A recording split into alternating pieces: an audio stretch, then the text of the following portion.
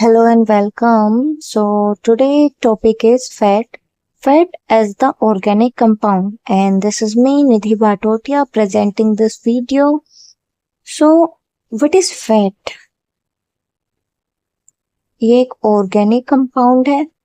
Organic compound होने का मतलब basically carbon, oxygen, hydrogen in सब से मिलकर ही इसका मॉलिक्यूल बना हुआ होता है. इसलिए इसको भी हम ऑर्गेनिक कंपाउंड बोलते हैं. जैसे कि हमारा कार्बोहाइड्रेट था. अब इस वीडियो में हम क्या कवर करने वाले हैं? Understanding fat.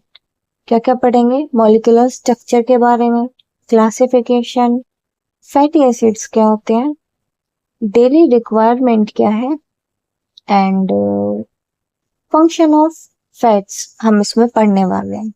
Okay, so first one, molecular structure of fat.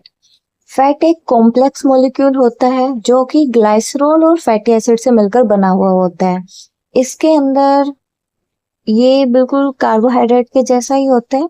जैसे कि कार्बोहाइड्रेट एक ऑर्गेनिक कंपाउंड है, वैसे ही फैट भी एक ऑर्गेनिक कंपाउंड ही होता है. इसके अंदर भी कार्बन, हाइड्रोजन और ऑक्सीजन पाए जाते हैं. And in comparison to carbohydrate, जो अमाउंट ऑफ ऑक्सीजन है फैट के अंदर बहुत कम होती है. Very small amount of oxygen इसमें होती है. The fat is completely insoluble in the water. पानी में ये बिल्कुल भी नहीं घुलता है, जबकि ये सोल्यूबल होता है ऑर्गेनिक सॉल्वेंट्स के अंदर. कुछ ऑर्गेनिक सॉल्वेंट के नाम होते हैं जैसे कि क्लोरोफॉर्म, बेंजीन और पेट्रोलियम. यानी कि ये जो फैट होता है ना, अगर उसको आपको घोलना है तो क्लोरोफॉर्म का यूज करना पड़ेगा, बेंजीन का या फिर पेट्रोलियम का. वरना वाटर में ये घुलता नहीं है क्योंकि ऑयली सब्सटेंस होता है ना फैट. फैट को इमल्सिफाइड किया जा सकता है एल्काई की मदद से. इसमें आगे हमें पढ़ना है इसके क्लासिफिकेशन के बारे में. Animal versus vegetative fat. यानी कि दो तरीके के हमारे पास फैट होते हैं. On the basis of occurrence of the source of fat, fat can be classified into two groups. हमने दो ग्रुप्स में डिवाइड किया फैट को, एनिमल फैट और वेजिटेटिव फैट. तो हमने पढ़ा दो तरीके के फैट होते हैं भाई. एक तो होता है एनिमल फैट, दूसरा होता है वेजिटेटिव फैट. और ये हमने क्लासिफिकेशन किया है उनके ऑक्यूरेंस के आधार पर कि जिस तरीके से वो पाए जाते हैं उस हिसाब से हमने उनको क्लासिफाई कर दिया. एनिमल के थ्रू मिलेंगे तो एनिमल फैट, वेजिटेबल के प्लांट के थ्रू मिलेंगे तो वेजिटेटिव फैट. अब इसका डेफिनेशन क्या हुआ? Found in various substance. Animal fat के बारे में बात कर रही हूँ मैं कि ये काफी अलग अलग तरीके के सब्सटेंस जैसे कि दूध हुआ, पनीर हुआ, घी हुआ, अंडे हुए, मीट, फिश, इनकी फॉर्म में अगर मिलता है फैट हमें तो वो वाला ऑयल एनिमल फैट कहलाता है. जबकि वेजिटेटिव फैट वो होता है जो कि हम एक्सट्रैक्ट करते हैं मूंगफली से, कोकोनट से, बादाम से, सरसों से, सनफ्लावर से. सो ये जो फैट है फ्लूइड की फॉर्म में मिलता है, इसलिए ऑयल के जैसा होता है, भी वेजिटेटिव फैट कहलाता है. सो अब हमने एनिमल फैट और वेजिटेटिव फैट के बारे में पढ़ दिया. अब बारी है फैटी एसिड के बारे में कुछ पढ़ने की.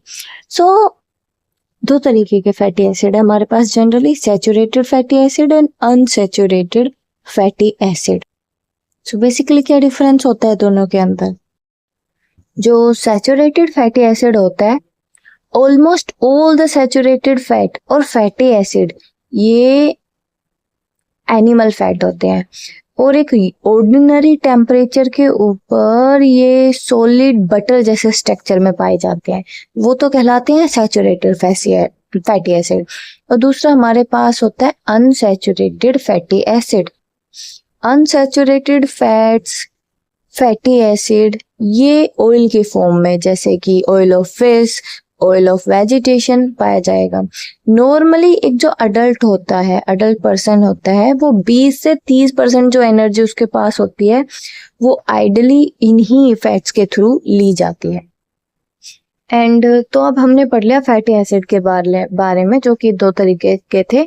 एक तो सैचुरेटेड फैटी एसिड था और दूसरा था अनसैचुरेटेड फैटी एसिड.